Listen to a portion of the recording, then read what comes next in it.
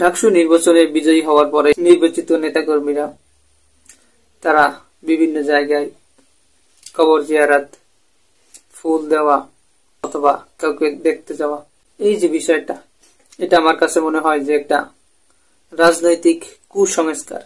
যে কোনো দলীয় সংগঠন বা সরকার নির্বাচিত হওয়ার পরেই তাদেরকে দেখা যায় স্মৃতিসৌধে ফুল দিতে যায়, অমুকের কবরে জিয়ারত করে, ফুল দেয়, এরকম একটা প্রচলন আছে। তো যদি এগুলা না করে তাহলেও কিন্তু এটা নিয়ে সমালোচনা হবে।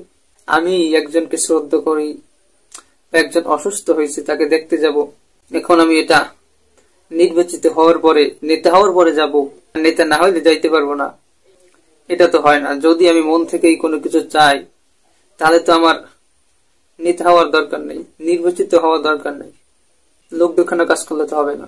আর এগুলা না করলে সমালোচনা, এটাও ঠিক না। কারণ একটা ব্যক্তি তিনি নির্বাচিত হয়েছে, তার সেখানে কিছু দায়িত্ব রয়েছে, সেগুলাই তার কাজ।